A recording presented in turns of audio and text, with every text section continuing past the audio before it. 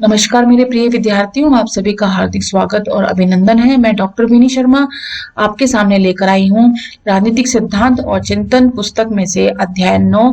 इसका नाम है अधिकार। इससे पहले वाले वीडियो में हमने अधिकार के अर्थ और उसकी परिभाषा हमने देखी।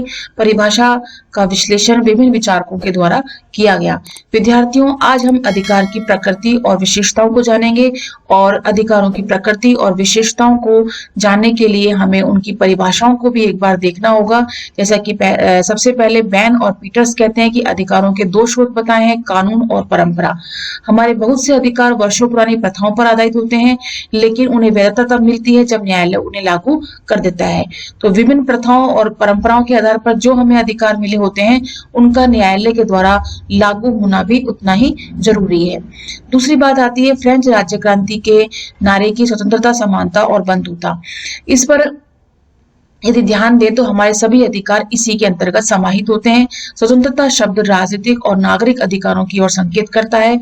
समानता के अंतर्गत आर्थिक अधिकार शामिल हैं, जैसे कि काम पाने का अधिकार, बुढ़ापे व बेरोजगारी की स्थिति में राज्य की ओर से सहायता पाने का अधिकार। और साथ ही व्यक्ति यदि परिश्रम द्वारा संपत्ति बनाता है तो उसे उसके उपभोग की भी पूरी स्वतंत्रता दी गई है। इसी प्रकार से हम बंधुत्व की बात करें, बंधुत्व का अर्थ होता है भाईचारा, जिसके लिए आवश्यक है कि कोई भी व्यक्ति ऊंच नीच, छुआछूत, मानव व्यापार, बेगार, जबरन मजदूरी, श्वेत अश्वेत का भेदभाव नहीं करे। और कॉरल बास्क वो ये भी कहते हैं कि बंधुत्व का एक अर्थ और भी बताया उन्होंने कहा कि राष्ट्रों के बीच शांति और भाईचारा बना रहना चाहिए, अर्थात अंतर्राष्ट्रीय कानून, अंतर्राष्ट्रीय संधियों के प्रति भी आदर की भावना होनी चाहिए।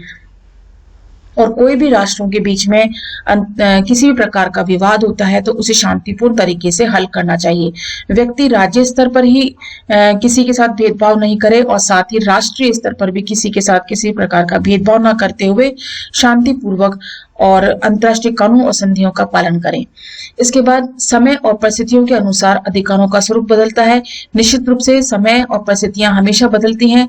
एक युग था जब संपत्ति के अधिकार को परम पवित्र और समझा जाता था, पर अब इस अधिकार को बहुत सीमित कर दिया गया है। हम भारत का उदाहरण देख सकते हैं कि भारत के संविधान में मौलिक अधिकारों में संपत्ति के अधिकार को मौलिक अधिकार के रूप में मान्यता दी गई थी, लेकिन अब मौलिक अधिकार के रूप में से इसका संशोधन करके इसको कानूनी अधिकार के रूप में बना दिया गया है। कानूनी यानी वैध संपत्ति रखने का सभी को अधिकार है, लेकिन अवैध संपत्ति रखने का किसी को भी अधिकार नहीं है।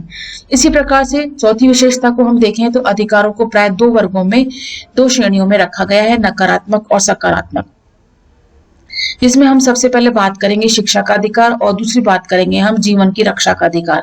शिक्षा का अधिकार राज्य सभी को प्रदान करता है, सभी बच्चों को शिक्षा देने का अधिकार है, परंतु इस प्रकार के अधिकार को हम नकारात्मक अधिकारों की कोटि में रख सकते हैं। किस प्रकार से? क्योंकि सभी लोग जो है शिक्षा देने के लिए परिपक्व नहीं होते हैं। समाज का बहुत बड़ा वर्ग जो है निर्धन और गरीब है। ऐसे लोगों के लिए जरूरी होता है राज्य के द्वारा निःशुल्क शिक्षा उपलब्ध कराई जाए। यदि शिक्षा महंगी है, आम लोगों के पास अपने बच्चों को शिक्षित करने के साधन नहीं है, तो शिक्षा के अधिकार का हम क्या करेंगे? इसी प्रकार से हमारे सकारात्मक अधिकार राज्य के कार्यों पर मात्र सीमा या प्रतिबंध नहीं लगाते, बल्कि राज्य के दायित्व को भी दर्शाते हैं। जीवन रक्षा के अधिकार का नकारात्मक पहलू यह होता है कि यदि किसी व्यक्ति के उसके जीवन और दैहिक स्वतंत्रता से वंचित किया जाता है तो राज्य द्वारा अपराधी को दंडित किया जाना चाहिए। परंतु कल्याणकारी राज्यों का दायित्व सिर्फ यही समाप्त नहीं हो जाता है, उनका कर्तव्य यह भी है कि इस बात की व्यवस्था करना कि नागरिकों के रहन सहन और खान पान का अच्छा स्तर हो। तो इसमें दोनों बातें बताई गई हैं। शिक्षा का अधिकार देने से ही खाली काम नहीं चलेगा, उसके लिए गरीब लोगों के लिए, निर्धन लोगों के लिए शिक्षा को निःशुल्क करना होगा, और यदि शिक्षा महंगी है तो उसे सस्ता करना होगा या प्रचुर संसाधनों के माध्यम से गरीबों को, निर्धनों को वो शिक्षा प्रदान करनी होगी राज्य के द्वारा। और दूसरी बात, राज्य में जब अपराधी प्रवृत्ति के लोग हैं उनको दंडित कर देना ही राज्य का दायित्व नहीं है। राज्य का दायित्व यह भी है कि उन निर्धन वंचित लोगों के लिए कल्याणकारी कार्य भी करे, और उन कल्याणकारी कार्यों का उत्तरदायित्व निभा करके ही वह अपने आप को सिद्ध कर सकता है कि उसने अपने द्वारा दिए गए सभी अधिकारों को सकारात्मक रूप से परिभाषित किया है। इसी प्रकार से पांचवें अधिकार की बात करें हम, तो अधिकार और कर्तव्य के बीच एक घनिष्ठ संबंध देखने को मिलता है। समाज से हमें जो अधिकार मिले होते हैं उनके बदले हमें जो ऋण चुकाना होता है वे हमारे कर्तव्य हैं। व्यक्ति चाहे कारीगर हो, कलाकार हो, शिक्षक हो, दुकानदार हो, छात्र हो, राजनेता हो, दफ्तर या बाबू हो, दफ्तर का बाबू हो या चपरासी हो, उसे अपना कार्य पूरी निष्ठा से और ईमानदारी से करना चाहिए। प्रत्येक उस व्यक्ति को जो अधिकार रखता है कुछ कर्तव्यों का भी पालन करना पड़ता है। इस नियम का अपवाद बच्चे और पागल ही हैं, चूंकि उन्हें आचरण के नियमों की जानकारी नहीं होती। कहने का मतलब यह है कि पागल है, जो व्यक्ति पागल है और जो बच्चे हैं वे इन नियमों के अंतर्गत नहीं आते हैं। लेकिन जो समझदार व्यक्ति हैं और जिन्होंने राज्य के द्वारा रोजगार प्राप्त किया है उनका पूरा दायित्व है कि वे ये सभी कार्य अपनी ईमानदारी से पूरा करें। और दूसरी बात हमारे सामने आती है अधिकारों को कई और से खतरा भी है, जैसे फासिज्म की बात कर सकते हैं, कम्युनिज्म की बात कर सकते हैं और आतंकवाद, ये सभी खतरे हैं अधिकारों के लिए। पूंजीवाद और वैश्वीकरण भी विकासशील देशों के लिए कम खतरनाक नहीं है, क्योंकि पूंजीवाद और वैश्वीकरण ने जिस प्रकार से विकासशील देशों की अर्थव्यवस्था को तहस नहस कर दिया है, विकासशील देशों के युवा वर्ग के रोजगारों को उसने छीन लिया है, ये सभी फासिज्म, कम्युनिज्म, आतंकवाद, पूंजीवाद, वैश्वीकरण ने अधिकारों को छिन्न भिन्न कर दिया है। इसके बाद हम बात करते हैं संयुक्त राष्ट्र संघ की आम सभा को सौंपी गई एक रिपोर्ट में यह कहा गया कि उग्रवाद, धार्मिक कट्टरता, आतंकवाद की वजह से Bharat, Pakistan, Bangladesh, Indonesia, Nepal, Nigeria, Israel आदि देशों में कुछ खास समुदायों के अधिकारों का हनन होता है। कुवैत, बांग्लादेश और ब्रुनई में तलाक के कानून महिला विरोधी हैं। इतना ही नहीं, कई देशों में महिलाओं को खास तरह के कपड़े पहनने को कहा जाता है। तो इस प्रकार से हम देख सकते हैं कि अधिकार क्या मायने हमारे लिए रखते हैं, अधिकार हमारे लिए क्यों जरूरी होते हैं, उनकी प्रकृति क्या है, उनकी विशेषता क्या है, इनको इस प्रकार से हमने समझा। इसके बाद बात आती है अधिकार राज्य की शक्ति को सीमित करते हैं। किस प्रकार से सीमित करते हैं इसको हम देखते हैं। आधुनिक युग में सर्वप्रथम इंग्लैंड में 1689 में एक अधिकार पत्र बिल ऑफ राइट्स की घोषणा की गई। 1776 में अमेरिका के उपनिवेशों ने अपनी स्वतंत्रता की घोषणा करते हुए कहा था, हम इन सत्यों को स्वयं सिद्ध मानते हैं कि सभी मनुष्य समान उत्पन्न हुए हैं। परमात्मा ने उन्हें कुछ ऐसे अधिकार प्रदान किए हैं जो किसी भी अवस्था में उनसे छीने नहीं जा सकते। इस प्रकार के अधिकार ये हैं जीवन का अधिकार, स्वतंत्रता का अधिकार और आनंद प्राप्ति का अधिकार, जिसे हम मनोरंजन का अधिकार भी कहते हैं। बाद में संविधान द्वारा अमेरिकी नागरिकों को बहुत से अधिकार भी प्रदान किए गए, जैसे भाषण की स्वतंत्रता, धार्मिक स्वतंत्रता, संपत्ति अर्जित करने का अधिकार।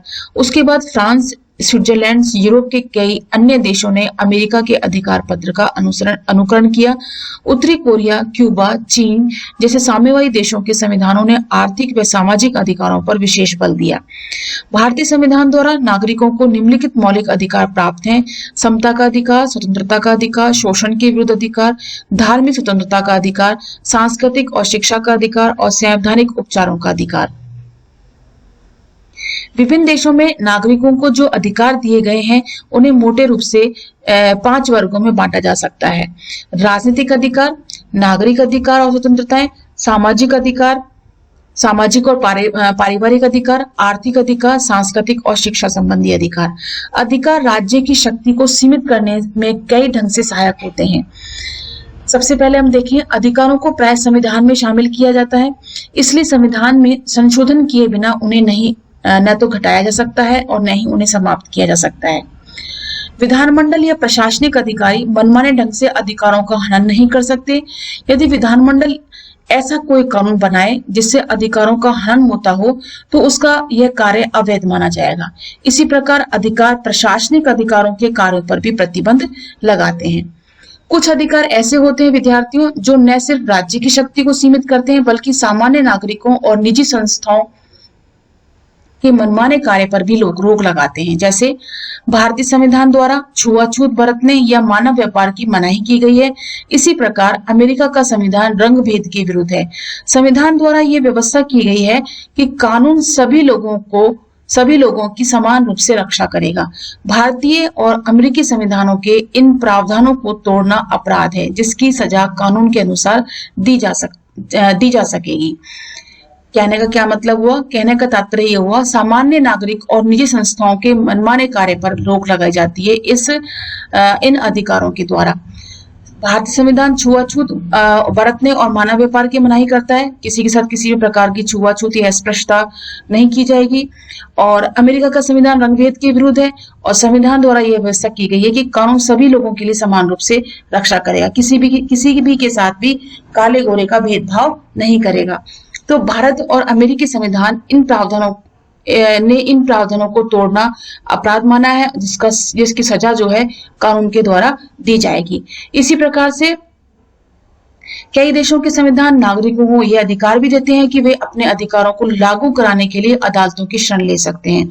भारत के उच्च न्यायालय और उच्चतम न्यायालय को कई प्रकार के आदेश व लेख जारी करने की शक्ति भी प्राप्त है, जिसमें बंदी प्रत्यक्षीकरण लेख है का विशेष महत्व है। यदि न्यायालय यह समझे कि किसी व्यक्ति को अनुचित ढंग से बंदी बनाया गया है, वह इसकी रिहाई का आदेश दे सकता है। संयुक्त राज्य अमेरिका के कई राज्यों में इस तरह के कानून मौजूद थे कि कोई श्वेत व्यक्ति अपनी संपत्ति ऐसे किसी व्यक्ति को नहीं बेचेगा जो अश्वेत जाति का हो। अमेरिका के उच्चतम न्यायालय ने अपने एक फैसले में यह कहा कि अदालतें इस तरह के करारों को लागू नहीं कर सकती। उपरोक्त विवेचन के आधार पर हम ये कह सकते हैं कि अधिकार राज्य की शक्ति को सीमित करते हैं, परंतु जैसा कि लास्की ने कहा, अधिकारों की रक्षा संविधान या न्यायालयों से ही ज्यादा जनता के सामाजिक चरित्र पर निर्भर करती है। लोगों में सरकार की जन विरोधी नीतियों का विरोध करने का नैतिक साहस होना चाहिए। कहने का तात्पर्य यह है विद्यार्थियों, इसमें यह बताने का प्रयास किया गया है कि यदि किसी के संविधानों का किसी के व्यक्ति के अधिकारों का हनन होता है तो संविधान में ये व्यवस्था की जाती है कि जैसे भारत में व्यवस्था की गई है कि उच्च न्यायालय या उच्चतम न्यायालय की शरण ले सकता है और विभिन्न प्रकार की रिट यानी कि याचिकाएं जो है वो लगा सकता है, जिसमें बंदी प्रत्यक्षीकरण की बात कर सकते हैं। ऐसे बहुत सारे लेख हैं जिसमें हम बात कर सकते हैं, परमादेश है, उत्प्रेषण लेख है, निषेध आदेश है। इसी प्रकार के लेखों के माध्यम से हम मौलिक अधिकारों की, मानव अधिकारों की रक्षा कर सकते हैं। लेकिन सबसे बड़ी बात इसमें यह बताई गई है कि अधिकारों का हनन नहीं हो, इसके लिए सबसे बड़ी बात आती है समाज के चरित्र की। समाज का चरित्र उज्जवल होगा, अन्य लोगों के विरोधात्मक नहीं होगा, तो निश्चित रूप से किसी के अधिकारों का हनन नहीं होगा। अधिकारों का आधार और अधिकारों के बारे में विभिन्न प्रकार के सिद्धांत इस प्रकार से बताए गए हैं। सबसे पहले हम बात करेंगे प्राकृतिक अधिकारों के सिद्धांत की। प्राकृतिक अधिकारों का सिद्धांत 17वीं और 18वीं शताब्दी में प्राकृतिक अधिकारों के सिद्धांत का बड़ा बोलबाला रहा। हम पिछले अध्यायों में भी बहुत बार चर्चा कर चुके हैं कि प्राकृतिक अधिकारों का सिद्धांत सबसे पहले जॉन लॉक ने दिया और टॉमस पेन ने प्राकृतिक अधिकारों का सिद्धांत दिया, और इन लेखकों ने जीवन, स्वतंत्रता और संपत्ति के अधिकारों को प्राकृतिक अधिकारों की श्रेणी में रखा और यह कहा कि राज्य ऐसा कोई कानून नहीं बना सकता जो व्यक्ति को इन अधिकारों से वंचित करे। लॉक के अनुसार राज्य यदि प्राकृतिक अधिकारों की रक्षा नहीं करे तो ऐसे राज्य के विरुद्ध विद्रोह करना उचित होगा। राज्य का निर्माण ही लोगों के जीवन, स्वतंत्रता और संपत्ति की रक्षा के लिए हुआ है। इस प्रकार राज्य की शक्तियां लोकहित द्वारा सीमित है। जैसा कि हम जानते हैं कि जॉन लॉक जो विचारक है, सामाजिक समझौतावादी विचारक हैं और इन्होंने समझौते के आधार पर राज्य का निर्माण किया है और समझौता किन शर्तों पे हुआ है कि वह राज्य जो है जीवन, स्वतंत्रता और संपत्ति की रक्षा करेगा, और यदि वह जीवन, स्वतंत्रता और संपत्ति की रक्षा नहीं करता है, ये अधिकार नहीं देता है, तो ऐसे राज्य का कोई मतलब नहीं है। इस सिद्धांत का अमेरिका और फ्रांस के राजनीतिक जीवन पर बड़ा प्रभाव पड़ा। अमेरिका की स्वतंत्र घोषणा में यह कहा गया कि हम इन सत्यों को स्वयं सिद्ध मानते हैं कि सभी मनुष्य समान उत्पन्न हुए हैं तथा परमात्मा ने उन्हें कुछ ऐसे अधिकार प्रदान किए हैं जो किसी भी अवस्था में उनसे छीने नहीं जा सकते। इन अधिकारों में जीवन का अधिकार, स्वतंत्रता का अधिकार, आनंद प्राप्ति के अधिकार शामिल हैं। इस ऐतिहासिक दस्तावेज में इस बात पर बल दिया गया है बच्चों कि स्वतंत्रता मनुष्य का जन्म सिद्ध अधिकार है। मनुष्य स्वतंत्र रूप से पैदा होता है। अमेरिका के तीसरे राष्ट्रपति टॉमस जेफरसन है, वो कहते हैं जिस परमात्मा ने हमें जीवन दिया है उसी ने हमें स्वतंत्रता भी दी है। पाशविक बल द्वारा यानी पशुत्व बल द्वारा हमें जीवन और स्वतंत्रता से वंचित नहीं किया जा सकता, पर इन दोनों को एक दूसरे से अलग भी नहीं किया जा सकता। हर्बर्ट स्पेंसर हैं, वो कहते हैं कि लॉक और जेफरसन के विचारों से वो काफी मिलते जुलते हैं और उनके अनुसार हर व्यक्ति को मनचाहे कार्य करने का अधिकार है, बशर्ते कि उसके कार्यों से दूसरे लोगों के समान अधिकारों में कोई बाधा नहीं पहुंचे। कहने का तात्पर्य यह है कि हर एक व्यक्ति स्वतंत्र है, लेकिन उसे अपनी स्वतंत्रता का पालन करते हुए अन्य व्यक्तियों की स्वतंत्रता का भी ध्यान रखना होगा। 19वीं शताब्दी के अंतिम वर्षों में और 20वीं शताब्दी के शुरू में प्राकृतिक अधिकारों की दुहाई देकर दुनिया के बहुत से देशों में भोजन, वस्त्र, निवास स्थान, आजीविका, मताधिकार जैसे अधिकारों की मांग की गई। साथ ही यह भी कहा गया कि कानून सबकी चाहे कोई धनी हो या निर्धन, काला हो या गोरा, उच्च पद पर आसीन हो या निचले पद पर समान रूप से रक्षा करे। इस सिद्धांत की मुख्य मान्यताएं हैं कि व्यक्ति जन्म से कुछ अधिकार लेकर उत्पन्न होता है। अधिकार असीम है, अर्थात राज्य इन्हें सीमित या मर्यादित बिल्कुल नहीं कर सकता। अधिकार सर्वव्यापी हैं, सब जगह विद्यमान है, अर्थात वे सभी समाजों में और सभी के लिए समान रूप से उपयोगी हैं। अधिकारों का स्वरूप तो बदल सकता है, पर उनका अस्तित्व हर युग में बना रहेगा। प्राकृतिक अधिकारों का मूल्यांकन हम करते हैं। सबसे पहले बात आती है, प्राकृतिक शब्द की परिभाषा करना असंभव नहीं तो कठिन जरूर है। कहने का मतलब यह है कि कुछ विचारक कहते हैं कि प्रकृति क्या है, प्रकृति को हम कैसे परिभाषित कर सकते हैं, इस पर कोई एक राय नहीं है। प्रोफेसर डीजी रिची हैं, वो अपनी पुस्तक में कहते हैं कि प्राकृतिक अधिकारों पर इन्होंने एक पुस्तक लिखी और इसमें उन्होंने प्रकृति शब्द के अनेक अर्थ बताए। प्रकृति से हमें आदर्श अवस्था का ज्ञान होता है, सामान्य या औसत अवस्था का भी ज्ञान होता है। जब प्राकृतिक शब्द का अर्थ ही निश्चित नहीं है तो प्राकृतिक अधिकारों की कोई सूची कैसे बना सकता है और जो कि सभी को मान्य हो। कुछ विचारक निजी संपत्ति की व्यवस्था को प्राकृतिक अधिकार मानते हैं, जबकि अराजकतावादियों ने निजी संपत्ति को व्यक्ति के नैतिक और भौतिक जीवन के लिए हानिकारक बतलाया है। कुछ लोग स्त्री पुरुष को प्रकृति से समान मानते हैं, तो कई ऐसे लेखक हैं जिन्होंने स्त्री और पुरुष दोनों का कार्यक्षेत्र प्रकृति द्वारा स्पष्ट रूप से उन्हें बिल्कुल अलग अलग मान लिया है। तो कहने का तात्पर्य यह है कि प्रोफेसर डीजी रिची के जैसे बहुत सारे विद्वान ऐसे हैं जो प्रकृति की परिभाषा को लेकर के अनेक अर्थ निकालते हैं और कहते हैं जब इनका कोई एक अर्थ नहीं है तो हम किस प्रकार से यह दावा कर सकते हैं कि प्रकृति ने हमें कौन से अधिकार दिए हैं। अधिकार असीम नहीं है। अधिकारों को असीम या अलंघनीय मानने से कई कठिनाइयां पैदा हो जाती हैं। अधिकारों के असीम होने का अर्थ होता है विद्यार्थियों अराजकता अथवा अव्यवस्था। जिस प्रकार मुझे कुछ सुविधाओं की आवश्यकता है, वैसे ही अन्य मनुष्यों को भी उनकी आवश्यकता है। मेरा कर्तव्य है कि मैं दूसरों को भी उन स्वतंत्रताओं का उपयोग करने दूं जिनका मैं स्वयं उपयोग कर रहा हूं। मेरा एक कर्तव्य यह भी है कि मैं अपने अधिकारों के लिए निरंतर जागरूक रहूं। अधिकारों का कार्यों के साथ भी सीधा संबंध है। कहने का तात्पर्य यह है कि जब मैं अपने अधिकारों के प्रति अवेयर हूं तो दूसरा व्यक्ति भी उतना ही अवेयर है। मैं अपने अधिकारों का अगर भरपूर प्रयोग करूंगा, अलंघनीय प्रयोग करूंगा, असीम प्रयोग करूंगा, तो अन्य व्यक्ति भी ऐसा ही करेगा। तो दोनों ही व्यक्ति अगर इस प्रकार से करेंगे तो निश्चित रूप से अव्यवस्था फैल सकती है। दो असीम अधिकार आपस में एक दूसरे के विरोधी हो सकते हैं। यदि हम अधिकारों की असीमता की बात करें तो वे परस्पर विरोधी बन जाएंगे। उदाहरण के रूप में देख सकते हैं जीवन और संपत्ति के अधिकार को। खाद्यान्न के अभाव की स्थिति में यदि व्यापारी वर्ग अन्न का अपार संग्रह करके उसकी चोर बाजारी करे तो इससे आप जनता के जीवन के अधिकार का हनन कर सकते हैं, पर निजी संपत्ति के अधिकार की आड़ में व्यापारी वर्ग ये दलील दे सकता है कि अपने माल को मनचाहे मूल्य पर वो बेचना अपना जन्मसिद्ध अधिकार समझता है। तो इस प्रकार से अगर एक व्यक्ति ही इस प्रकार से संग्रह कर लेगा तो निश्चित रूप से स्थिति बहुत ही विवादास्पद और अव्यवस्थित हो जाएगी। राज्य एक कृत्रिम संस्था बिल्कुल भी नहीं है। हॉब्स और लॉक जैसे विचारकों ने राज्य को एक कृत्रिम संस्था माना है। उन्होंने एक ऐसी अवस्था यानी प्राकृतिक अवस्था की कल्पना की जब मनुष्य पर शासन करने वाली या उन्हें रोकने वाली कोई शक्ति नहीं थी। साथ ही उन्होंने यह भी कहा कि प्राकृतिक अवस्था में मनुष्य प्राकृतिक अधिकारों का उपभोग करता है था। वास्तव में यह धारणा दो कारणों से गलत है। पहली बात तो यह है कि राज्य भी उतना ही स्वाभाविक है जितना कि परिवार। प्रारंभिक मनुष्य भी समुदाय बनाकर रहते थे। इस समुदाय में बड़े बूढ़े की इच्छा के ही कानून होते थे। दूसरा, अराजक अवस्था में मनुष्य शक्तियों का उपयोग तो कर सकता था, अधिकारों का नहीं। अधिकार वास्तव में राज्य संस्था के उदय से पहले नहीं, उसके बाद ही संभव है। तो इस प्रकार आलोचक कहते हैं कि राज्य एक कृत्रिम संस्था नहीं है।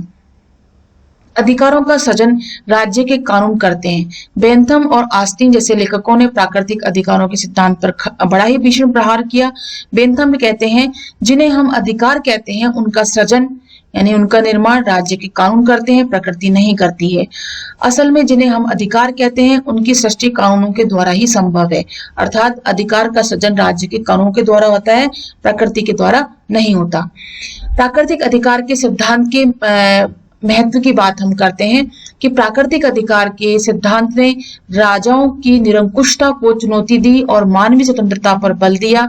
प्राकृतिक अधिकारों के समर्थकों ने ब्रिटेन में निजी संपत्ति, व्यक्तिगत सुरक्षा और मताधिकार के लिए संघर्ष किया। लॉक का यह कथन प्रतिनिधित्व नहीं तो कर भी नहीं एक क्रांतिकारी नारा भी बन गया जिसने राजनीतिक अधिकारों की नींव डाली। पर बाद में यह सिद्धांत परिवर्तन और प्रगति का विरोध भी बन गया। फिर भी इस सिद्धांत का मूल्य आज भी बना हुआ है। आजीविका के अधिकार को लें, जब तक कानून या संविधान में स्पष्ट रूप से इस अधिकार की घोषणा नहीं कर दी जाती तब तक सरकार को कानूनी तौर पर मजबूर नहीं किया जा सकता कि वह सब लोगों को रोजगार प्रदान करे। पर इसे हम इस दृष्टि से व्यक्ति का प्राकृतिक अधिकार कह सकते हैं कि मनुष्य के व्यक्तित्व के विकास के लिए जरूरी है कि उसे रोजगार के उचित अवसर प्रदान किए जाए। लॉर्ड ने यह भी कहा है कि प्राकृतिक अधिकार उन परिस्थितियों की ओर हमारा ध्यान आकर्षित करते हैं जो व्यक्ति के विकास के लिए आवश्यक हैं, भले ही उन्हें अभी किसी मानवीय संस्था, राज्य या समाज ने स्वीकार नहीं किया। इस प्रकार से जॉन लॉक ने और टॉमस पेन ने प्राकृतिक अधिकारों को बहुत ही मान्यता प्रदान करी और लॉर्ड ने भी इसी प्रकार से प्राकृतिक अधिकारों को मान्यता देते हुए व्यक्तित्व के विकास के लिए आवश्यक माना। जिस प्रकार से जीवन, स्वतंत्रता और संपत्ति का अधिकार हमारे लिए आवश्यक है, उसी प्रकार से सभी अधिकारों को महत्व देते हुए उसने प्रतिनिधित्व नहीं तो कर भी नहीं राजनीतिक अधिकारों की नींव रखी और इस प्रकार से उन्होंने मानवीय स्वतंत्रताओं पर बल दिया। मैं उम्मीद करती हूँ विद्यार्थियों की यह आपको समझ में आया होगा प्राकृतिक अधिकारों के बारे में जो हमने चर्चा करी और इससे पहले हमने विशेषताओं के बारे में चर्चा करी। ये सभी जो है आपको समझ में आया होगा और किसी भी प्रकार का आपको डाउट होता है तो आप कमेंट बॉक्स में लिख सकते हैं। नेक्स्ट वीडियो में हम कानूनी अधिकार के सिद्धांत के बारे में विस्तृत रूप से चर्चा करेंगे। तब तक के लिए हम आपसे विराम चाहते हैं। धन्यवाद एंड नमस्कार।